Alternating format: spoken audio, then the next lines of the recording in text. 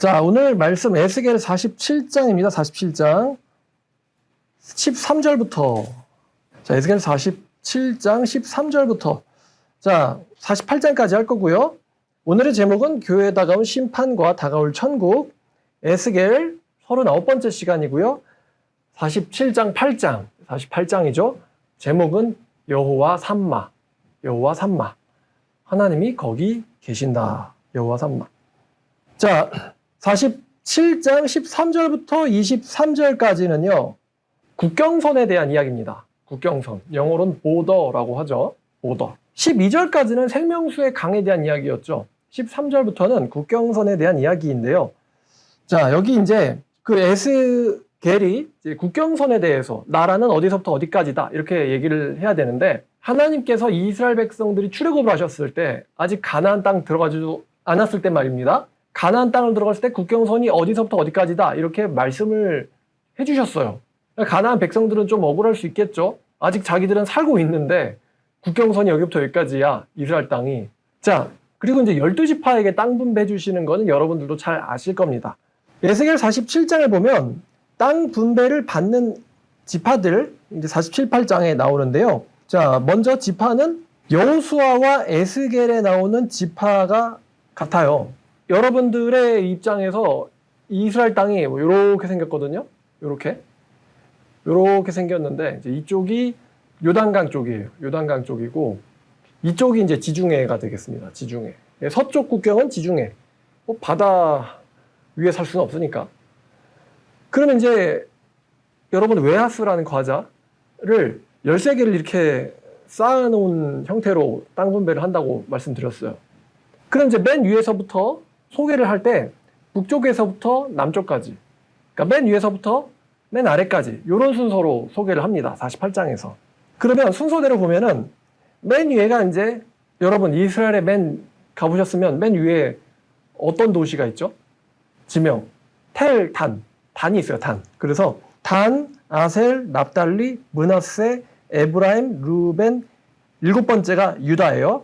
그 다음에 8번째가 베냐민, 그 다음에 시므온, 이사갈, 스불론, 갓 이렇게 12개입니다.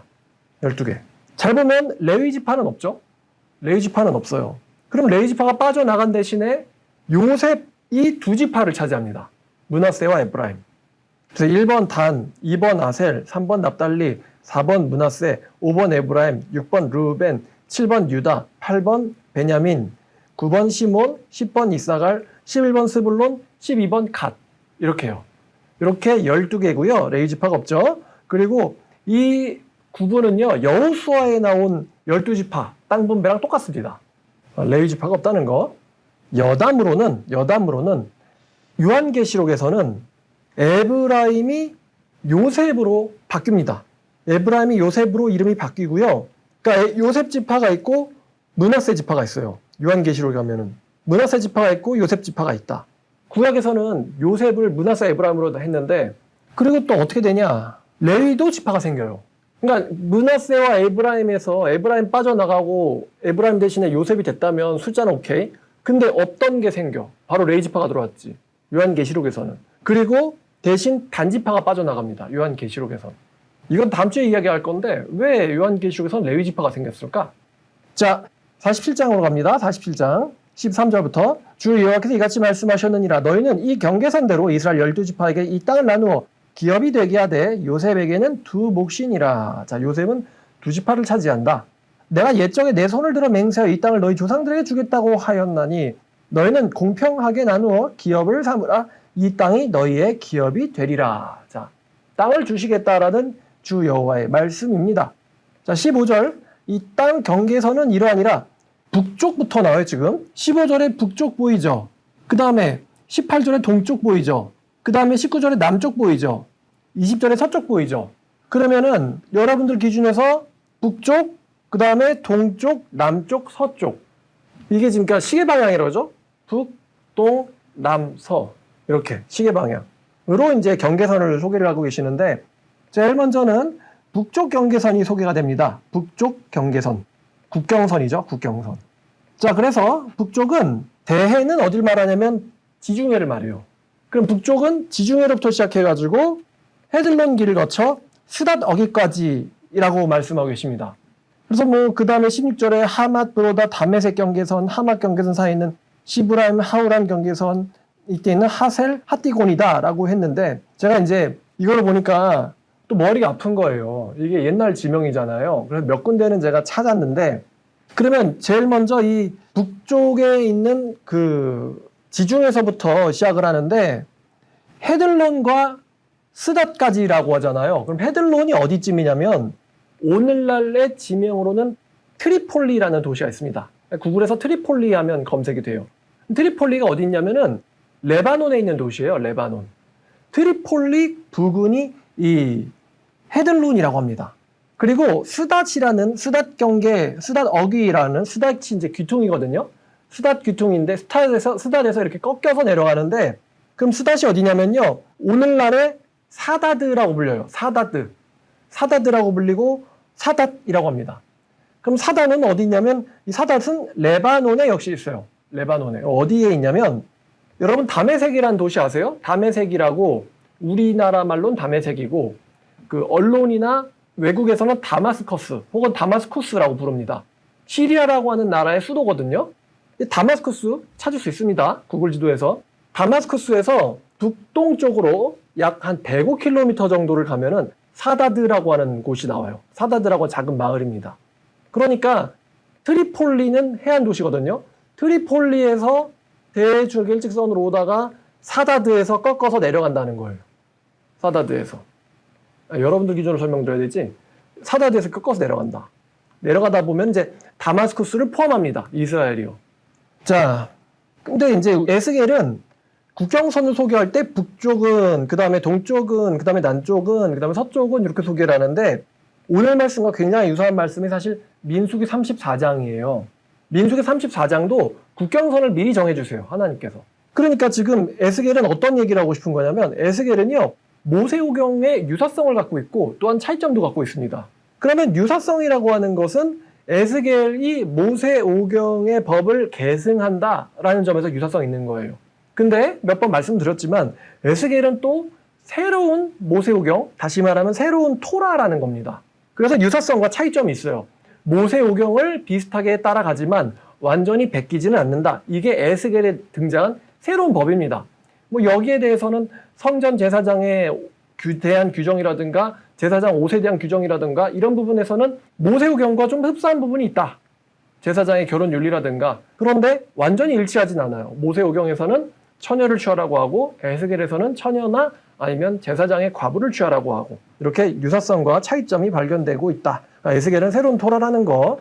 자, 그래서 북쪽 경계선에 대한 설명을 하고 계신데요. 자, 15절. 이 땅 경계선은 이러하니라. 북쪽은 대해에서 헤들론 길을 거쳐 스닷 어기까지니 17절까지 읽었다라고 가정하고요. 자, 잠깐 민수기 가볼까요? 민수기 34장 7절입니다.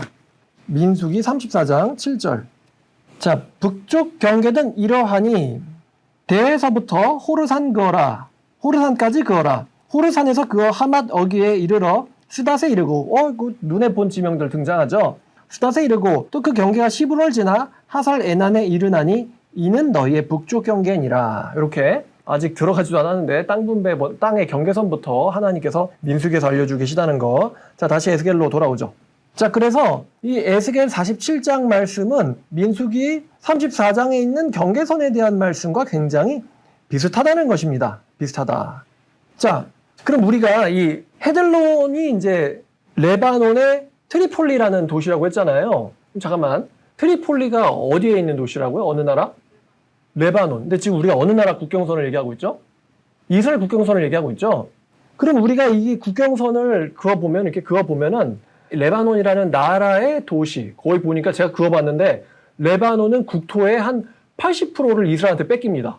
그리고 레바논 옆에 있는 나라가 시리아거든요. 아까 다메섹이 어느 나라 수도라 그랬죠? 시리아의 수도예요. 근데 이스라엘이 다메섹을 포함을 합니다. 포함을 해서 쭉 내려오다가 이 갈릴리 호수 있는 데로 이렇게 쓱 들어가요. 쓱 들어가가지고 그럼 갈릴리 호수부터 우리가 저번 주에 이야기한 그 사해가 살아날 것이다. 그럼 갈릴리 호수에서 사해까지 무슨 강이 있죠? 요단강. 그치? 요단강이 있어. 그래서 이 레바논이랑 시리아의 수도까지 낼름 먹은 다음에 갈릴리 호수로 들어와가지고 요단강이 국경선이에요. 요단강이 국경선이고 아래 이제 사해 있잖아요. 사해 바로 아래 있는 곳에 타마르라는 도시가 있습니다. 타마르라는 지명이 있는데 타마르에서 꺾어가지고 가데스바네아라는 곳 이제 이름이 이따가 설명해 드릴게요. 글로 꺾어서 애굽 시내에서 바로 지중해로 다시 닿아버리거든요. 그러니까 지금 현재 이스라엘 지도랑 비교하면은 이스라엘 땅의 아래쪽 일부는 이집트한테 줘야 돼요. 다시 이집트한테 줘야 되고요. 그리고 이스라엘 지금의 북쪽 경계는 갈릴리 호수 위쪽에 갈멜산 언저리에서 이렇게 딱 그어져 있거든요. 근데 그 위로 이제 두로가 있고 시돈이 있고 그래서 제가 뭐 레바논의 한국 어쩌고저쩌고 그랬는데 그거를 다 포함하는 그 더 위에 있는 도시가 바로 트리폴리예요. 그래서 레바논의 80%는 이스라엘한테 땅을 뺏기고요. 그 다음에 아까 말씀드린 그 시리아라는 나라는 수도를 뺏깁니다. 이스라엘한테. 수도를 뺏기고 그 다음에 갈릴리 호수를 꺾어서 들어가가지고 요단강으로 이렇게 해가지고 이렇게 해서 이제 사해에서 꺾어가지고 지중해까지 이렇게 국경선이. 그러니까 나라가 약간 뭐 어떻게 생겼다고 해야 될까요? 피자같이 생겼어요. 피자. 나라가 피자같이 생겼어요. 그렇다는 건 원래 민수기에서도 이렇게 국경선 알려주시잖아요. 민수기에서도. 그렇다는 거는 원래 레바논, 다메섹 이런 곳이 이스라엘의 땅이었는데 민수기에서 그렇게 국경선을 정해주시니까 이스라엘 땅이었는데 역사서 시대를 거치면서 아시리아 등 여러 나라들한테 땅을 야금야금 뺏기게 된 거예요. 북쪽 땅을. 그래서 지금 현재의 모습에 이르게 된 거죠. 자, 그래서 이스라엘 지도에서 이제 회복된 이스라엘 에스겔에서는요, 레바논과 시리아의 영토를 빼앗게 됩니다. 그래서 어디를 뺏기는지 제가 말씀을 드렸죠. 근데 재밌는 건 남쪽에 이게 염해 사해가 있다 그랬잖아요. 사해 밑에 타마르가 있고 그 옆에 아인 야하브 국립공원이 아마도 가데스 바네아예요. 그쪽으로 쭉 가게 되는데 현재 이스라엘의 남쪽은 훨씬 더 아래로 내려가 있습니다.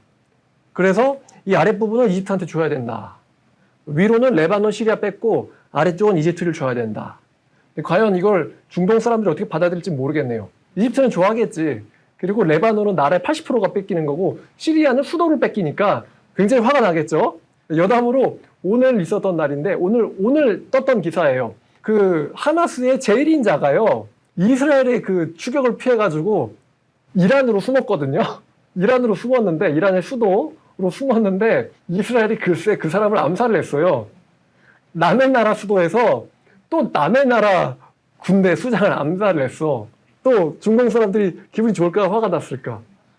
사실은 마음만 먹으면 이란 대통령도 죽일 수 있다는 거거든. 이란의 수도에서 남의 나라 오늘날 우리로 치면은 남북 전쟁을 하다가 김정은 씨가 모스크바로 도망을 간 거야. 근데 대한민국 공작원이 모스크바에 있는 김정은을 죽인 거랑 똑같아요. 그럼 러시아 사람들이 기분이 좋을까 나쁠까? 나쁘겠죠? 거의 그런 일이 지금 이란에서 하마스 수장이 죽었다. 싸움은 가자 지구에서 하고 있는데 죽은 건 또 이란에서 죽었다. 참 이런 일이 지금도 일어나고 있으니까 참 어처구니가 없네요. 자, 그래서 경계선 이야기는 15절부터 20절까지 쭉입니다. 20절까지. 진짜 쭉 읽으면은 뭐 머리가 아프지만 18절 동쪽 경계선은 하우란 이 다메섹 아래쪽에 있는 산이거든요. 하우란과 다메섹과 길르앗과 이스라엘 땅 사이에 있는 요단강까지니 이게 동쪽 경계선이에요. 요단강도 경계선이다. 그래서 북쪽 경계선에서부터 동쪽 바다까지 측량해라. 동쪽 바다는 사해를 말합니다. 동쪽에 있는 바다 사해를 말합니다. 이것이 동쪽이요. 남쪽은 사해 밑에 있는 다말에서 꺾어서 물복가데스 물에 이르고 애굽 시내를 따라 대해는 지중해라 그랬죠. 지중해로 가나니 이가 남쪽 경계요. 서쪽 경계는 대해다. 지중해다. 그래서 남쪽 경계선부터 맞은 쪽 하마더기까지니 이는 서쪽이니라. 자, 그런즉 너희는 이스라엘의 모든 지파대로 이 땅을 나누어 차지하라. 자, 근데 이제 22절을 보니까 너희는 이 땅을 나누되 제비뽑아 너희와 너희 가운데 머물러 사는 타국인 곧 너희 가운데에서 자녀를 낳은 자의 기업이 되게 할지니. 잘 보면요. 어떤 규정이 있냐면은 타국인 즉 이방인이죠. 이방인에게 잘 보면요. 땅을 주래요. 근데 이방인이 어떤 이방인이냐면은 너희들 가운데 살면서 누구를 낳았어요? 자녀를 낳은 거. 여러분 우리가 외국에 있는데 뭐 영주권이나 거주권, 시민권 얻으려고 그 나라 가서 원정 뭐 한다고 그러죠? 원정 출산한다 그러죠?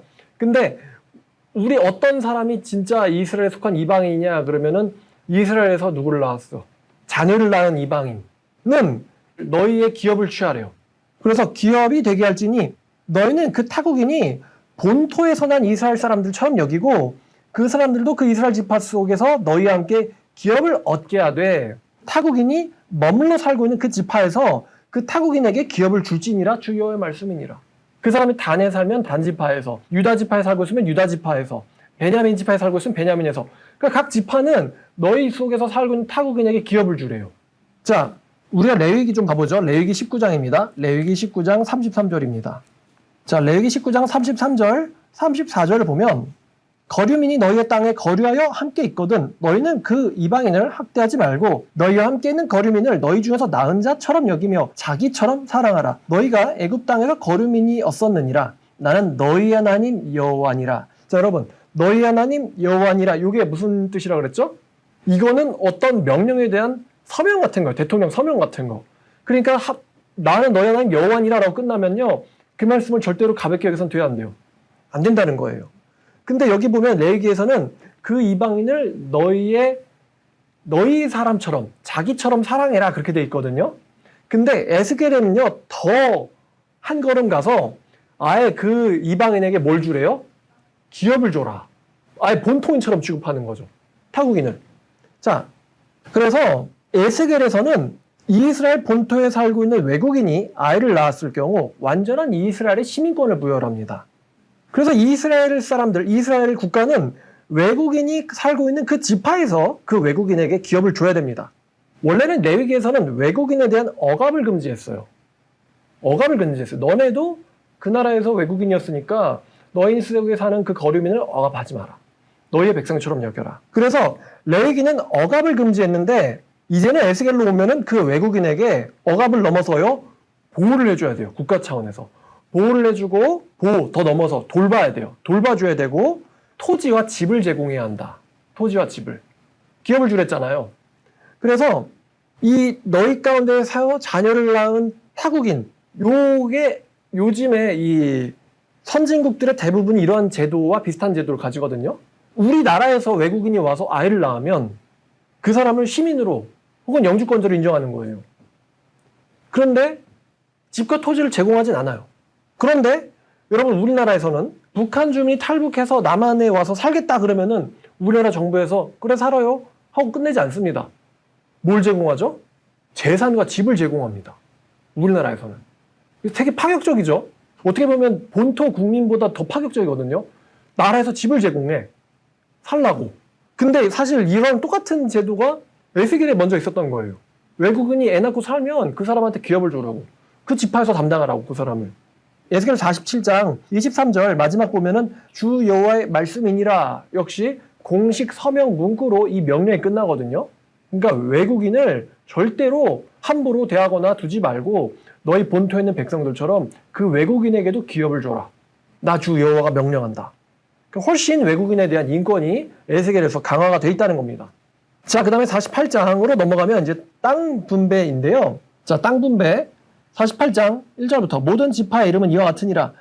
북쪽 끝에서부터 헤들론 길을 거쳐 하맛 어귀를 지나서 다메섹 경계선에 있는 하살 에논까지 곧 북쪽으로 하맛 경계선에 미치는 땅 동쪽에서 서쪽까지는 단의 몫이요. 이제 북쪽 경계선을 언급하시고 그 다음에 거기가 단의 몫이요. 단의 경계선 다음으로는 동쪽부터 서쪽까지 아셀, 동쪽부터 서쪽까지, 그 다음은 납달리, 그 다음에는 므낫세, 그 다음에는 에브라임, 그 다음에는 루벤, 그 다음에는 일곱 번째 유다라 그랬죠. 유다요. 마침 또 7절이네요, 유다가.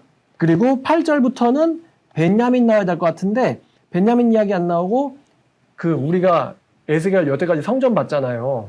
에스겔 성전에 대한 안내 여행을 했었는데 8절부터는 예물로 바쳐진 땅에 대한 설명을 하십니다. 자, 그럼 이렇게 48장은 땅 분배에 대한 그러니까 여기는 누가 살고 여기는 누가 살고 여기는 누가 살고 제가 쉽게 설명드려서 웨하스를 13개를 쌓은 모양이다. 이렇게 길쭉하게 납작하게. 자, 설명을 더 드리면은 민수기에서 그리고 여호수아에서 12지파가 실제로 배분받은 지파가 살고 있는 위치와 각 지파별 땅의 모양 보면 어떤 지파는 땅이 작고 어떤 지파는 땅이 큽니다. 땅이 커요.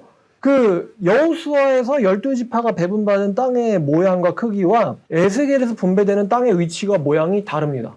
여호수아에서는 지파마다 땅이 크기도 하고 작기도 하고 그랬어요. 근데 에스겔에서 그렇지 않고 그냥 웨하스 모양으로 비슷한 넓이를 13개로 잘라가지고 12지파에게 분배하고 하나는 거룩한 땅으로 삼죠. 그리고 지파가 살고 있는 위치도 좀 다르거든요. 원래 여호수아에서는 단지파는 예루살렘이 있는 유다 지파 바로 옆에 있었어요. 단지파가. 근데 이 단지파가 사사기 18장에서 단지파 애들이 땅이 없어가지고 북쪽으로 가서 라이스 성읍을 침공해서 맨 위로 가버리고 그게 그대로 국경선이 돼버리거든요. 이거는 여호수아에 있는 이야기가 아니라 사사기에 있는 이야기입니다. 근데 그 사사기에서 일어났던 그 역사적 사건, 국경선이 옮겨갔죠? 그게 그대로 에스겔에서도 인정되는 거예요. 그리고 또 재밌는 거, 지파가 여기저기 여호수아에서 이렇게 살았잖아요. 근데 에스겔은 13개로 배치했다고 하지 않았습니까? 그러니까 지금 지파 단위로 뭐가 있어야 되냐면은 짐 싸고 뭘 해야 될까요? 짐 싸고 어디로 가야 돼요? 이사해야 돼요. 이사해야 돼요. 그래가지고 어떤 지파는 유다 예루살렘 기준으로 위쪽에 살고 있었는데 아래쪽으로 내려가야 돼요.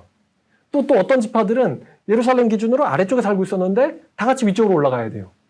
자, 지파 단위로 이사를 해야 돼. 그리고 여호수아에서는 요단강 건너편도 사실 이스라엘 거였거든요. 거기에 루벤 지파가 있었고 갓 지파가 있었어요. 근데 요단강 건너편에는 아까 우리가 보니까 동쪽 경계선이 요단강으로 그냥 자르라 그랬잖아요. 여호수아에서는 요단강 건너편도 이스라엘 거였는데, 그런데 거기가 그럼 원래는 이스라엘 거였는데 지금 현재는 이곳이 요르단이란 나라입니다. 그래서 가보시면은 이스라엘의 염해 사해를 중간으로 잘라가지고 이쪽은 이스라엘 관리하고 저쪽 골란고원 쪽으로는 요르단이 관리하거든요. 요르단 나라 거예요. 근데 여기 제가 국경선 이렇게 바뀐 걸 보니까 레바논이랑 시리아는 땅을 좀 뺏기는데 이집트는 땅이 오히려 늘고, 근데 요르단 땅은 거의 안 건드리더라고요. 에스겔에서. 지금 요르단이라는 나라의 소유인데 그 요르단이라는 그 국경선이 거의 그대로 인정됩니다. 이 에스겔에서도. 제가 이거를 보면서 왜 그럴까? 여러분 이스라엘 여행 가시면요. 성지순례 갈 때 같이 가는 나라가 어딘지 아세요? 같이 가는 나라가 바로 요르단이에요. 요르단은 종교는 이슬람 쪽입니다. 근데 되게 흥미롭게도 요르단 사람들은요. 이스라엘에서 성지순례를 온 외국인들을 굉장히 친절하게 잘 받아줍니다. 그러니까 지금 현재도요. 요르단과 이스라엘은 별로 전쟁 안 해요. 요르단과 이스라엘은 친한 것 같아요. 실제로 요르단을 가봤었는데 이스라엘에서 요르단으로 넘어갈 때 여러분 그 여권에다가 그 나라 방문했다라고 이거 찍잖아요. 근데 여러분이 다른 나라 가서 이 여권 심사 받을 때 이 사람 왜 이런 나라 갔었지 하면서 뭔가 갔던 나라가 이상하다 싶으면은 입국에서 거부당할 수가 있거든요. 그래가지고 제가 되게 재밌는 경험을 했는데 이스라엘로 들어가서 요르단으로 갈 때 국경선에서 검문을 하거든요. 근데 그때 이거를 여권에다 도장 안 찍어주고 요만한 포스트잇만한 사이즈의 이 허가증을 줍니다. 그러면 내 여권에는 내가 요르단 갔는지 안 갔는지 흔적이 남아요, 안 남아요? 안 남아요. 나 허가증을 갖고 있어요. 원래는 여권에 도장 찍어야 되는데 이 사람 언제 여기 있었다. 근데 슬쩍 나눠주고 도장 안 찍습니다. 그 얘기는 요르단 측에서도 이 서양 사람들 혹은 이 동양 사람들이 이스라엘을 주 목적으로 왔고 거기에 대해서 우리들도 대놓고 문제를 만들고 싶지 않고 알아서 이제 잘 하라라고 요르단이라는 국가 차원에서 협력하고 있다는 거예요. 그래서 제 생각에 요르단이랑 이스라엘 꽤 친합니다. 그러니까 제가 그래서 이스라엘로 들어가서 요르단 가가지고 세례 요한이 뭐 있던 곳도 보고 저기도 보고 뭐 저기도 보고 그래서 다시 이제 슬쩍 이제 이스라엘로 들어왔거든요. 근데 그러고 살아요. 요르단이랑 이스라엘 사람들은. 그러니까 꼭 이스라엘 문제 일어난다 그러면 이란이라든가 시리아라든가 이런 나라랑 문제 일어나지 요르단이랑 별로 문제 안 일어나요. 그 나라가 이슬람 국가인데도 말입니다. 그래서 아마도 요르단이란 나라는 땅을 안 뺏깁니다. 그대로 경계선 가져갑니다. 만약에 에스겔 말씀에서 요르단 나라를 대부분 가져가라 그럼 요르단 사람들 서운하겠죠?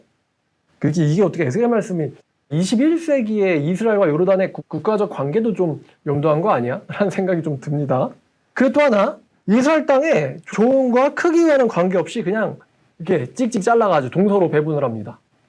요게 이제 새로운 12지파 땅 분배의 특징이라는 거. 자, 그렇게 8절까지 가고요. 자, 이제 8절부터는 7번째가 7절의 유다잖아요. 8절은 벤야민 안 나오고 예물로 드린 땅의 이야기가 나오는데 예물로 드린 땅. 근데 여러분 이게 또 재밌는 것 같아요. 유다 지파를 몇 번째로 소개하죠? 7번째. 근데 성경에서 7이라는 숫자는 완전이라는 의미가 있어요. 7이라는 숫자는 완전이라는 의미가 있고 8이라는 숫자는 예수님이 6번째 날에 돌아가시고 7번째 날 안식하고 8번째 날에 부활하셨잖아요. 그래서 일요일에 부활하셔가지고 우리가 일요일 날 예배를 하고요.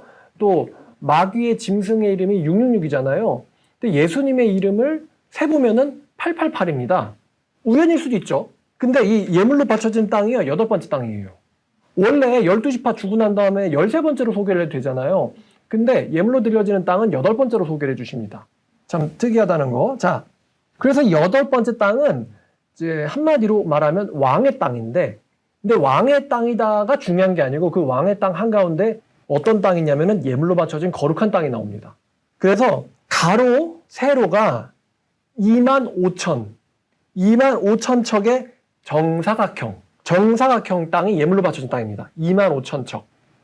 각 변이 25,000. 그러면 다 더하면 10만이겠죠? 25,000, 그러니까 10만일 거 아닙니까? 근데 25,000을 그럼 우리가 현대의 길이로 바꾸면 절반이니까 12.5km. 12.5km요. 12.5km. 12.5km의 네 변을 가진 정사각형의 땅인데 이 정사각형의 땅을요. 자, 이 유다 땅 아래에 여러분 근데 원래 예루살렘이 어느 지파 땅이에요? 원래 예루살렘이 어느 지파 땅이에요? 그치? 유다 지파 땅이죠. 다윗 성읍이 거기 있고 예루살렘이 거기 있고 성전이 거기 있고 다윗이 자기 살고 있는 도시에다가 다윗이 무슨 지파야? 유다 지파잖아. 그러니까 자기가 살고 있는 도시에다가 성도 짓고 성전도 짓고 다윗의 아들에서. 근데 지금 생각해보면은 예루살렘이라는 도시가 지금 유다 지파 거예요? 에스겔에서는 아닙니다.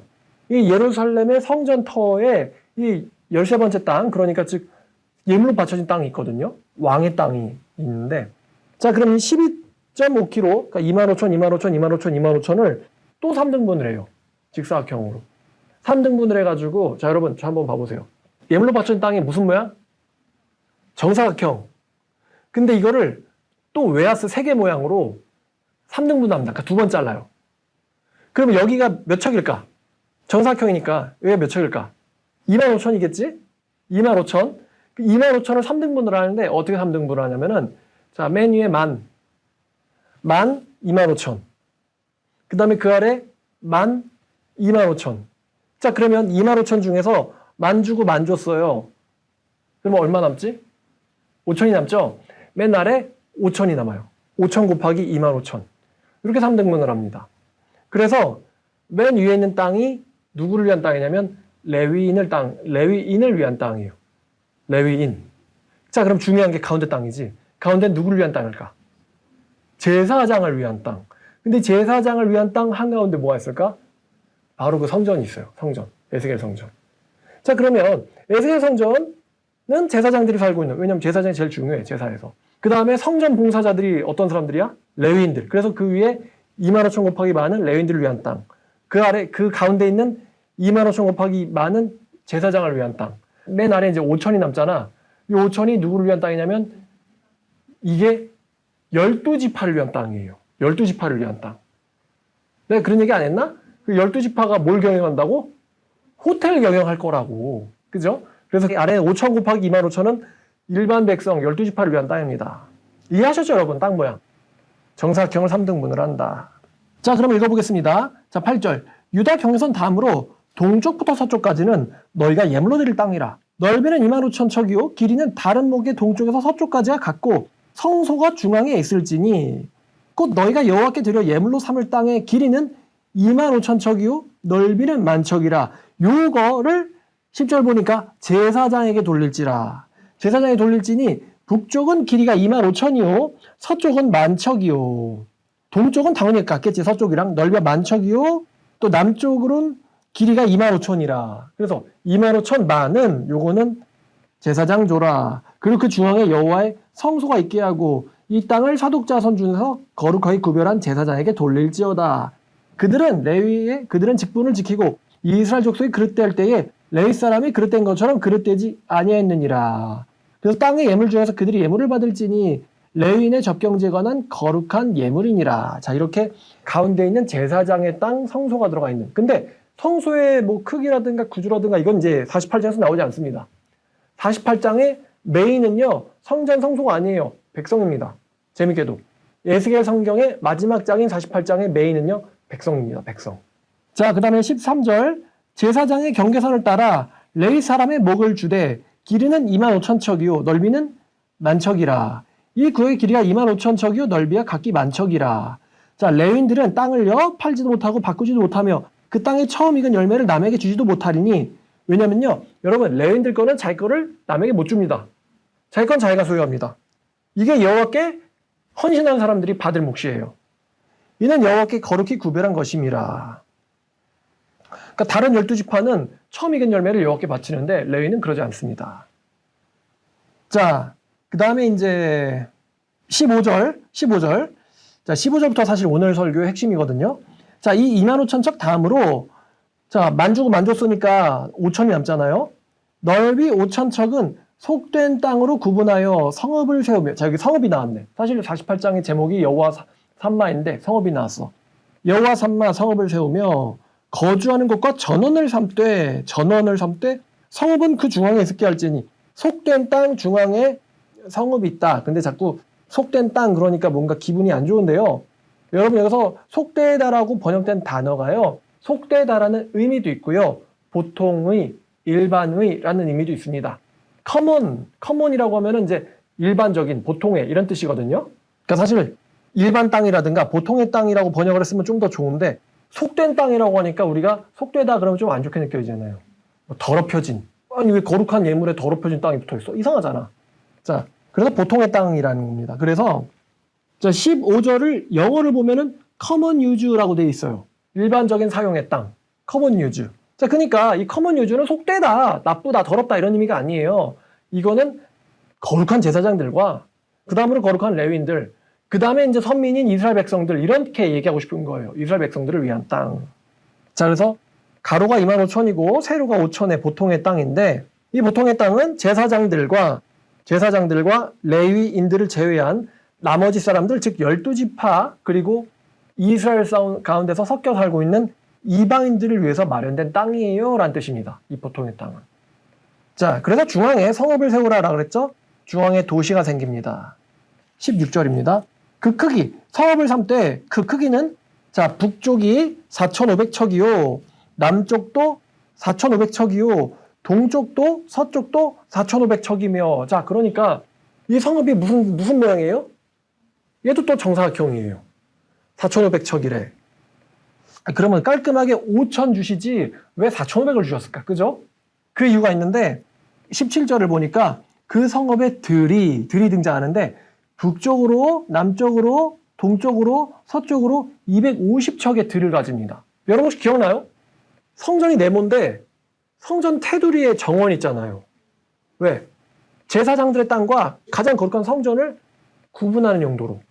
이 마치 해자처럼 성에 잘 가꾸어진 들이 있거든요.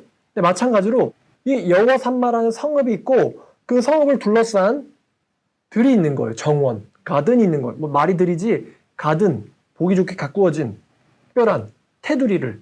그럼 그 테두리의 넓이가 250이에요. 그럼 여러분 보세요. 이게 4,500이고 여기에 250, 여기에 250을 줬어요. 그러면 여기서부터 여기까지는 얼마나 나올까? 4,500, 250, 250 그러면 얼마예요?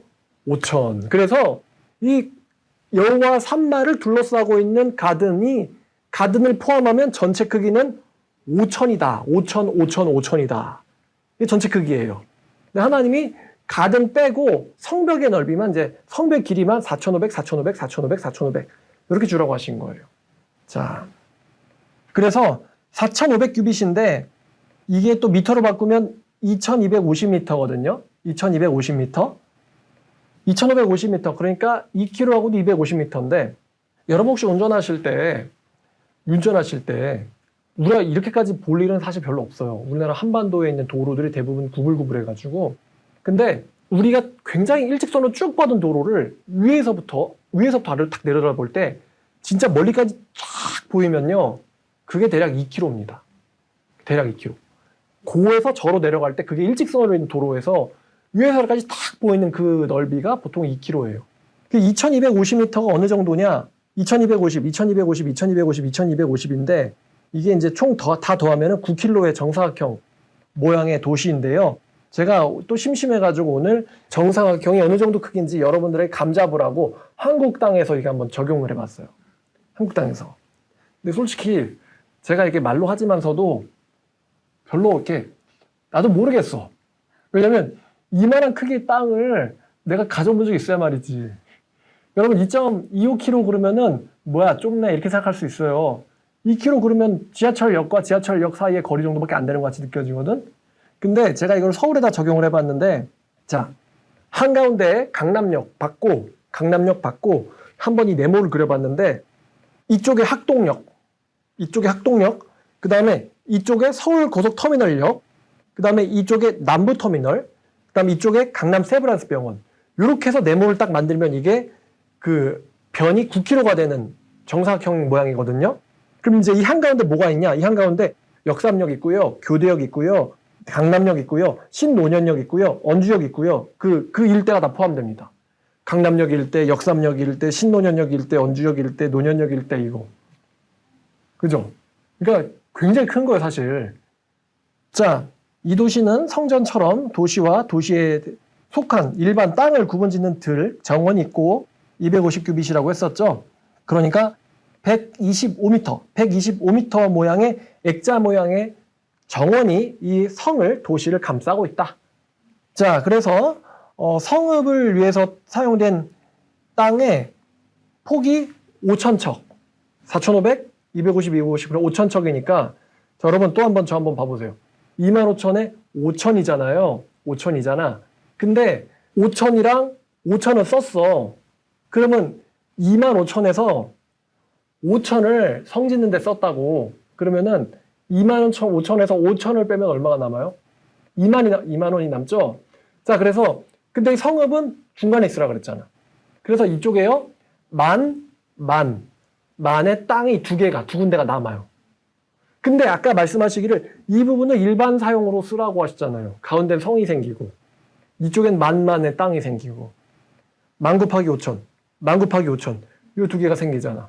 그래서 요 땅이 두 개가 생기는데 이 땅 보니까 자 18절부터 예물을 삼아 거룩히 구별할 땅과 연접하여 남아있는 땅의 길이가 동쪽에 만척이요 서쪽으로는 만척이라. 이 땅은 곧 예물을 삼아 거룩하게 할 구별된 제사장의 땅과 연접해 있으며 그 땅의 소산을 이 성읍에서 일하는 사람들의 양식으로 삼을지라. 그러니까 이 성읍에는 12지파에서 보냄받은 근로자들이 살고 있겠죠. 이 성읍을 관리하려는. 근데 이 관리하는 사람들을 위한 땅이 바로 옆에 있는 15,000짜리 땅이에요. 15,000짜리 땅. 그러니까 하나님이 굉장히 디테일하게 주셨어요. 자, 그리고 19절. 이스라엘 모든 지파 가운데에서 그 성읍에서 일하는 사람은 그 땅을 경작할지니라. 그 땅을 돌보고 갔거라. 그런즉 예물로 드리는 땅의 합계는 길이도 25,000척이요 넓이도 25,000척이라. 너희가 거룩히 구별해 드릴 땅은 성읍의 기지와 합하여 네모 반듯 할 것이니라. 그러니까 성읍은 얘도 정사각형이야. 성전도 정사각형이고 예물로 드려진 땅도 정사각형이고 그리고 너희가 만든 그 성읍, 도시도 정사각형이야. 그러니까 성전 정사각형, 땅 정사각형, 도시도 정사각형. 우리 하나님이 정사각형을 참 좋아하시는 것 같아요. 정사각형. 자, 여러분 정사각형 모양의 특징을 갖고 있는 공간이 성전 안에 있죠. 뭐죠? 바로 지성소. 그러면 하나님이 왜 지성소를 정사각형으로 만들어라 라고 말씀해 주시진 않았어요. 근데 그 정사각형 모양을 보면서 우리에게 드는 느낌은 완벽이에요. 완벽. 정사각형이라는 것은 완벽, 또 지성소처럼 거룩 이런 의미가 있어요. 완벽, 거룩. 정사각형끼리 싸우면 빈틈이 안 생기잖아요. 완벽. 자, 그러면 유다에게 바쳐진 땅 아래가 이제 왕의 땅이거든. 왕의 땅인데요. 그 가운데 예물로 바쳐진 정사각형 25,000의 땅이 있다고 했잖아요. 그럼 이제 그 정사각형 예루살렘에 그 25,000짜리 땅이 있으니까 또 양쪽으로 땅이 남는데 이게 누구 땅이라 그랬죠, 제가? 왕의 땅. 자, 21절 거룩하게 구별할 땅과 성읍의 기지 좌우편에는 남은 땅에는 군주, 왕에게 돌릴지니 곧 거룩하게 구별할 땅과 땅의 동쪽을 향한 경계선 앞 25,000척과 서쪽을 향한 그 경계선 앞 25,000척이라. 다른 목들과 연접한 땅은 이것을 군주에게로 돌릴 것이며 거룩하게 구별할 땅과 성전의 성소가 그 군주의 땅의 중심에 있으리라. 그런즉 군주에게 돌려 그에게 속할 땅은 레위 사람의 기업 좌우편과 성읍의 기지 좌우편이며 유다 지경과 베냐민 지경의 사이에 있을지니라. 그러니까 무슨 말이냐면은 유다 지파의 아래에 거룩하게 땅이 군주의 땅이 있고 그 가운데 받쳐진 땅이 있고 군주의 땅 아래에는 이제 베냐민 지파. 베냐민 지파가 유다 지파 다음번 여덟 번째가 받쳐진 땅이고 이제 9번째가 이제 베냐민 지파. 자, 그래서 23절 그 아래는 베냐민이요 그 아래는 시므온이요 그 아래는 이사갈이요 그 다음에는 스불론이요 스불론 아래는 마지막이 이제 갓이며 갓 말씀하시면서 남쪽 경계선까지 갓 경계선 다음으로 다마르에서부터 무리바가데스 셈에 이르고 애굽 시내를 따라 대해에 이르니 너희가 이 제비 뽑아 이스라엘 지파들에게 나누어 기업이 되게 할 땅이며 이것들은 그들의 몫이니라 주 여호와의 말씀이니라 라고 또 서명 구절을 찍으셨어요. 자, 근데 제가 48장의 중심이 이 이스라엘 백성들에게 주어진 이 성에 대한 설명이라고 했잖아요. 땅 분배도 나오고 성 이야기 나오고. 자, 그래서 성에 대한 이야기가 나오는데 30절부터 그 성읍의 출입구가 이러하니라. 북쪽의 넓이가 4,500척이라.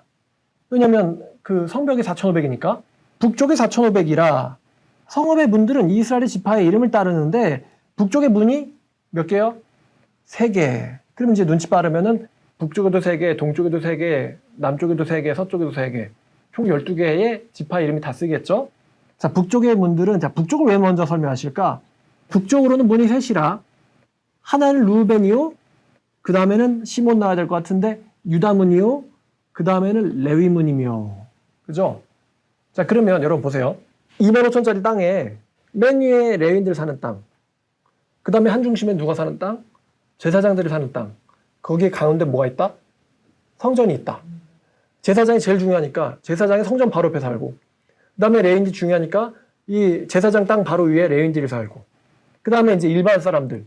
이 주어진 땅 이 한가운데 뭐가 있냐면 이 성읍이 있거든요. 근데 아마도 이 성읍을 하나님께서 이런 목적으로 성읍을 세워라라고 말씀하진 않았어요. 근데 이 성읍은 보나마나 호텔 같은 역할을 수행할 거예요. 12지파와 이방인들이 성전에, 왜냐면 이방인도 갈 수 있잖아. 예배하려고. 성전으로 가려는데 성전으로 가는데 거리가 있으니까 어디선가 묵어야 될 거 아니에요. 그래서 아마도 숙박업과 여행업이 발전한 성일 거다라고 말씀을 드렸는데, 그러면 이 성에 살고 있는 사람들이 예배를 드리러 가고 싶어요. 그럼 성의 위치에서 바로 위쪽에 뭐가 있죠? 제사장들의 땅이 있고 뭐가 있어요? 성전이 있겠지. 그러면은 성의 위치에서 제사하러 가고 싶을 때 어느 쪽 문을 쓸까? 그죠? 북쪽 문을 쓰겠죠? 그래서 북쪽 문을 먼저 설명하시는 거예요. 왜냐면 이 성의 가장 중요한 기능 중에 하나가 바로 예배예요. 예배를 위한 성이야. 자, 그러면 이 북쪽에 있는 문이 제일 예배 때 중요하게 쓸 것인데, 그럼 그 중에 북쪽에 문이 3개가 있단 말이에요. 그 중에 양사이드에 있는 문과 가운데 있는 문 중에 어느 문이 제일 많이 쓰일까? 당연하겠지만 가운데 문이 제일 많이 쓰겠죠?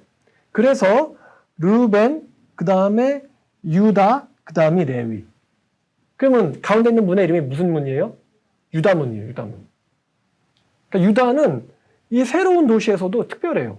7번째로 땅을 분배받는 지파이기도 하면서 성읍의 북쪽의 가운데 문이 유다문이에요. 그러면 내가 이제 예를 들어서 제가 성에서 숙박을 하거나 뭐 하다가 예배를 드리러 가고 싶어요. 그럼 차를 끌거나 아니면 뭐 걸어갈 수도 있겠지만 뭐 아니면 대중교통을 탈 수도 있고요. 가운데 문으로 나가겠죠. 유다문으로 나가겠지. 예배를 하려고 가운데 문으로 나가겠지. 이 문을 딱 통과하는 순간 누구의 땅이 나오면 제사장의 땅이 나오겠죠. 그리고 제사장의 땅을 지나가지고 그 성전의 가운데 그 들이 있다고 그랬잖아요. 성전 가든을 거쳐가지고 남쪽 문으로 들어가든가 북쪽 문으로 들어가든가. 남쪽 문으로 들어갔으면은 북쪽 문으로 나와야 되고, 북쪽 문으로 들어갔으면은 남쪽 문으로 나와야 된다. 이해 잘 되시죠? 자, 그래서 새 성읍에서도 유다 지파 이름이 중요하게 기념이 되는데, 기념이 되는데, 아마도 유다 지파의 출신의 이 왕을 위한 땅이니까, 왕이 바로 다윗과 또 다윗의 후손이신 분이죠. 바로 예수님을 염두한 거가 거의 100%. 원래 예루살렘은 유다 지파 땅인데 지금 이 성읍은 유다 지파 땅이 아니란 말이에요. 왕의 땅이지. 그 한가운데 예물로 바쳐진 땅이 있는데 유다 지파의 출신의 왕인 다윗과 그의 후손인 예수님을 염두에 가지고 유다문이 성전으로 가는 가장 가운데 문이다. 가장 가까운 일직선으로. 그 다음에 이제 동쪽으로는 32절을 보니까 동쪽의 넓이는 4,500이고 문이 셋인데 요셉, 베냐민, 단문. 남쪽으로는 4,500인데 문이 셋이며 시므온, 이사갈, 스불론 문. 서쪽으로도 4,500이고 문이 셋인데 갓, 아셀, 납달리 문이다. 그러니까 여러분 이 문이라는 게 예를 들어 유다문은 유다 지파 사람들만 사용하세요 이럴 것 같진 않아요. 그렇다는 건 이 문은요 그 지파 사람들만 사용하라고 이름이 붙여진 게 아니라 그 12지파를 메모리얼, 기념하려고 그 문에 각 지파의 이름을 붙인 거예요. 그리고 여러분 그 문에 각 지파의 이름이 붙어 있다는 건 그 성이 예를 들어 제가요 갓지파 사람이에요. 그럼 제가 갓지파니까 저는 맨 아래쪽에 살고 있으니까 촌놈이니까 그 성읍에 못 들어가느냐? 아니에요. 갓지파 이름은 당당하게 그 성에 있는 12문 중에 하나의 갓지파 이름의 문이 있어요. 어느 문을 사용해도 되지만 이스라엘 사람이라면 누구라도 그 성에 들어갈 수가 있다는 거예요. 이 성에는. 이방인도 들어갈 수 있다. 자, 그 성읍의 사방 합계는 18,000척이라. 왜냐면 한 변이 4,500이니까. 4,500. 그러니까 9 곱하기 2 하면 18이죠. 그래서 18,000척이라. 그날 후로는 그 성읍의 이름을 여호와 삼마라 하리라. 자, 이 성의 이름이 여기서 이제 마지막 절에서 나오는데 바로 여호와 삼마다. 여러분, 여호와라는 단어는 뭐 모를 리가 없고 삼이라는 단어, 그러니까 정확하게 샴이에요. 샴이라는 단어가 무슨 뜻이냐면 거기라는 뜻이에요. 거기. 영어로 there. 거기라는 뜻인데 근데 그냥 그러면 3이라고 하면 되는데 삼마라고 하는 거는 이게 3인칭 여성 단수예요. 여러분 히브리어나 헬라어 단어에는 명사에 어떤 성수가 붙습니다. 3인칭 여성 단수예요. 그러니까 사실은 그녀라는 뜻이 내포되어 있는 거예요. 여호와께서 그녀 안에 계시다. 그 성이 여호와 삼마. 근데 참고로 그녀 3인칭 여성 단수. 근데 요한계시록에서는 성을 소개하면서 요한이 또 이런 표현도 씁니다. 어린 양의 신부를 내가 보여주겠다. 신약에서는 그 도시를 가리켜서 어린 양의 신부, 다른 말로 하면 그녀겠죠? 그녀라고 신약에서 요한계시록은 표현을 합니다. 자, 우리가 이제 마지막 절까지 이야기를 했고요. 정리를 하면 47장 중간 이후부터는 경계선에 대한 이야기, 그리고 각 경계선으로부터 땅을 분배받는 12지파에 대한 이야기와 한가운데 7번째, 8번째 사이죠. 여기에 받쳐져 있는 왕의 땅과 그 가운데 있는 거룩한 땅에 대한 이야기. 그리고 그 거룩한 땅 안에 성전 이야기는 하지 않습니다. 성에 대한 이야기를 많이 하죠. 성에 대한 이야기를 하시고 끝납니다. 이 도시의 이름이 여호와 삼마인데 이 도시는요 12지파의 이름을 딴 12개의 출입구가 있습니다. 다시 말하면 이 도시는요 백성들의 도시입니다. 백성들의 도시입니다. 그러면서 동시에 이스라엘의 수도이기도 합니다. 이스라엘의 수도이면서 백성들의 도시입니다. 이 도시는요 왕의 땅에 위치해 있지만 왕의 것이 아닙니다. 이 왕의 왕은 이 한 중심에 있는 성전의 예배를 수호하는 사람이에요. 왕은 성전의 예배를 수호하는 사람이고 또 예배의 인도자이기도 합니다. 예배의 인도자. 이건 제가 지난번에 잘 설명을 드렸던 것 같아요. 그러니까 이제 그 성전이 왕의 땅에 들어있죠. 자, 왕은 성전의 예배의 수호자이면서 인도자고 이 성읍은 백성들을 위한 도시다. 그리고 우리가 이 백성들을 위한 도시, 이 백성이 유대인이겠죠? 이 유대인들을 위한 이 도시의 이미지가 요한계시록 21장 가보시면 21장 10절부터 17절까지 요한계시록에서 이 이미지가 훨씬 더 발전됩니다. 자, 10절.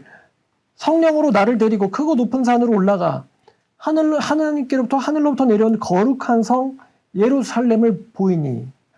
그러니까 재밌게도 에스겔에 있는 이 성전도 예루살렘에 있는데, 땅에 있는 예루살렘에 있는데, 지금 요한이 보고 있는 거는 하늘에서부터 내려오는 예루살렘을 보고 있습니다.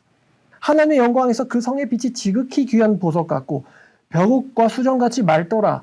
크고 높은 성곽이 있고 12문이 있는데 여기도 12문이 있어요. 문에는 12천사가 있고 그 문들 위에 이름이 써 있으니 곧 이스라엘 자손 12지파 이름이 써 있더라. 지금 에스겔에 있는 여호와 삼마 이미지를 그대로 가져오고 있죠. 그러면서 동쪽의 세 문, 북쪽의 세 문, 남쪽의 세 문, 서쪽의 세 문이니 근데 이 12지파의 이름을 다 읽질 알아요. 왜냐하면 요한계시록은요. 유대인을 위한 성이 사실은 아니에요. 유대인만을 위한 성이 아닙니다. 요한계시록은. 그래서 12지파 이름을 다 읽지 않는 거예요. 자, 14절 보니까 그 성의 성곽에는 12기초석이 있는데 어린 양과 12사도의 이름이 그 기초석 위에 써 있더라. 12지파 이름만 중요한 게 아니라 12사도의 이름도 중요합니다. 내게 말하는 자가 성과 그 문들과 성곽을 측량하려고 금갈대자를 가졌더라. 그 성은 네모가 반듯하여 길이와 넓이와 같은지라. 여기도 길이와 넓이가 같다. 네모 반듯 정사각형이란 거죠. 갈대자로 성을 측량하니 12,000 스타디온이요. 길이와 넓이와 높이와 같더라. 얘는 또 12,000 스타디온은 매우 크거든요. 제가 저번에 세봤는데. 자, 성곽을 측량함에 144규빗이니 사람의 측량 곧 천사의 측량이라. 자, 여기까지. 자, 이 에스겔에 나오는 여호와 삼마 이미지가 요한계시록에서는 한층 더 발전을 합니다. 우리가 지금 요한계시록 잠깐 읽었는데 이 요한계시록에 등장하는 도시, 하늘에서부터 내려오는 예루살렘의 이미지는 이 말씀은 분명히 우리가 방금 공부한 에스겔의 영향을 아주 강하게 받았습니다. 12지파의 문, 12지파의 문 그대로 가져가죠. 크기도, 그러니까 모양도 똑같아요. 근데 우리가 에스겔 성경을 보면은 에스겔 성경은 분명히 이방인을 포함을 하고 있지만 민족주의적 성격이 강하게 나와요. 유대인들을 위한 성, 언약 공동체를 위한 성. 물론 이방인의 출입도 금하지 않습니다. 그러나 유대인을 위한이라는 이미지가 강해요. 근데 요한계시록은 유대인을 위한의 이미지뿐만이 아니라 이 요한계시록에 나오는 새 예루살렘 성은 구원받은 온 인류를 위한이라는 이미지로 발전됩니다. 요한계시록은 구원받은 온 인류를 위한이라는 이미지로 더욱 발전된다는 것이죠. 자, 그래서 에스겔에서는 12지파 사람들과 마음의 할례를 받은 이방인들이 이 여호와 삼마라는 도시를 출입을 하는데, 자, 요한계시록 21장 27절을 보면요. 어떤 사람들이 출입을 하느냐. 12지파 이름이라고 했으면 12지파 사람들은 출입할 수 있겠죠. 근데 요한계시록은 이렇게 말해요. 마지막 보면 무엇이든지 속된 것이나 가짜한 일, 거짓말하는 자는 결코 그를 들어하지 못하되 어떤 사람들이 출입할 수 있느냐? 어린 양의 생명책에 어떤 자를요? 기록된 자들이 이 성에 들어간다. 기록된 자들이. 그러니까 이 예루살렘, 새 예루살렘 성은 어린 양의 생명책에 기록된 자들을 위한 성이다라는 거예요. 이건 요한 사도가 쓴 성경이고 요한계시록은 유대인들보다는 이방인들이 훨씬 많이 읽겠죠. 12지파가를 넘어서고 초월하는 거예요. 어린 양의 생명의 책에 이름이 기록된 자들이 바로 그 성을 들어가는 사람들이다. 굉장히 영광스럽고 마음이 기뻐요. 근데 이제 요한계시록의 이 기쁨 역시 마지막 성경답죠. 거듭난 온 인류를 위한 성의 이미지가 어디서부터 이제 차용이 됐다고요? 우린 지금 요한계시록 강의 중이 아니잖아. 에스겔 강의 중이지. 바로 에스겔에서부터 이 개념이 빌려왔다는 거. 여호와 삼마. 이 여호와 삼마라는 성은 하나님이 계신 도시입니다. 성 자체의 이름이 여호와께서 하나님께서 거기에 계신다라는 뜻입니다. 하나님께서 이스라엘 백성들과 함께 계신다. God with us. 하나님께서 우리와 함께 계신다가 바로 그 성의 개념인 거죠. 이스라엘 백성들의 12이름이 붙어있는 문의 이름. 문이 있는 성의 이름. 여호와께서 거기 계신다. 우리와 함께 계신다. 여호와 삼마. 자, 그럼 왜 에스겔이 이렇게 민족주의적 성격, 민족을 위한 성격이 강하느냐? 에스겔이 저작 당시에 에스겔의 관심사가 뭐예요? 멸망당한 이스라엘의 재건에 관심사가 있어요, 에스겔은. 그러니까 에스겔 저작 당시에 느부갓네살에 의해서 멸망한 이스라엘의 12지파를 위한 도시가 바로 여호와 삼마예요. 이 도시의 기능이 특별히 밝혀지진 않습니다, 성경에서는. 그런데 이 도시가 거룩하게 성별된 땅에 있는 걸로 보아서 또 12지파의 이름이 있는 걸로 보아서 이 12지파와 이방인들의 제사를 위한 도시로 여겨져요. 제사는 성전에서 하고. 그래서 제가 여기 아마 호텔일 거라고 말씀드렸던 겁니다. 호텔 있으면은 숙소가 있으면 당연히 볼 것도 있어야 되죠. 또 레스토랑도 있어야 되죠. 하나님께서 우리를 즐겁게 받으시는 성전에 붙어 있는 도시란 말이에요. 그래서 가운데에 도시가 있고 그 도시 옆에 이 도시를 사는 사람들을 위한 땅이라고 말씀하시잖아요. 그들이 경작해라. 그러면 이 15,000의 일반 땅 2개가 있다 그랬어요. 이 땅은 제 생각인데 이 도시를 유지하기 위한 거리, 스트리트. 여러분 보면은 카페 거리 있잖아요. 서울에 보면은 뭐 가로수역에 뭐 카페 거리가 있고 가로수길이 있고 또 압구정에 로데오 거리가 있고 분당에도 여기 보면은 정자동에 카페 거리가 있고 그럼 여기서 이제 분당 사는 사람들이 그 카페 거리에서 또 장사도 하고 돈도 벌고 또 이제 뭐 사람들이 뭐 여기에 무슨 명물 있대 그럼 와서 또 먹으러도 가고 그렇지 않습니까? 서울에도 뭐 광장시장에는 또 뭐 전을 팔기도 하고 그렇잖아요. 옷을 사려면 뭐 동대문을 가야 되고 가전제품을 사려면 용산을 가야 되고 지금은 다 그냥 배송으로 하지만 그런 것처럼 이 도시에 살고 있는 사람들을 위한 거리가 형성될 것 같아요. 그래서 아마도 그 가운데 여호와 산마 옆에 있는 백성들을 위한 땅에는 이 12지파 사람들이 운영하는 레스토랑도 있을 것이고요. 카페도 있을 것이고요. 유원지도 있을 것이고요. 동물원도 있을 것이고요. 그 세계에서 놀러 온 사람들이 즐기거나 볼 만한 각종 볼거리와 편의시설이 제공되겠죠. 편의점도 있을 것이고 혹은 제사할 때 쓰일 양을 보관하거나 기를 양목장이 있을 수도 있겠죠.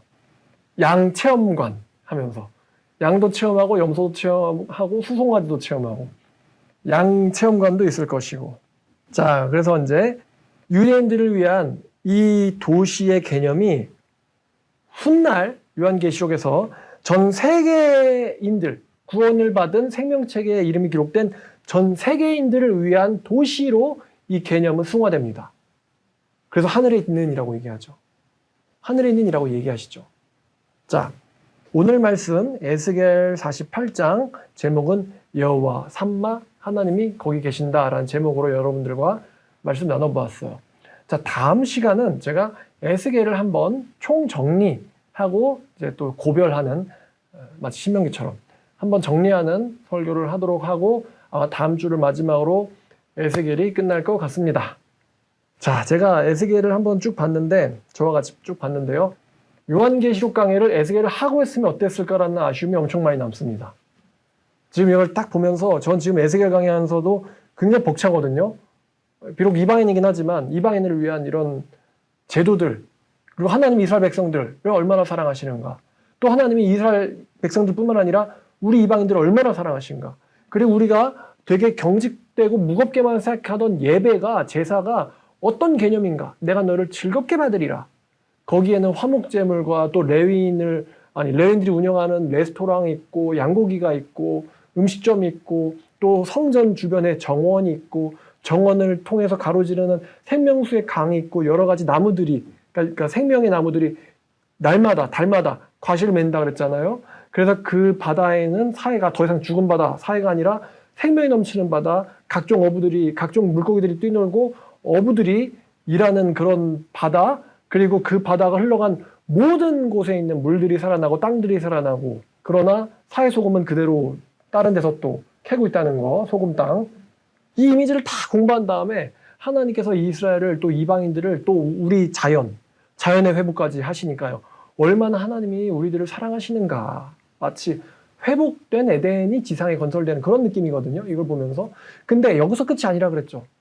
요한계시록은 회복의 수준이 아니라 새롭게 창조된입니다.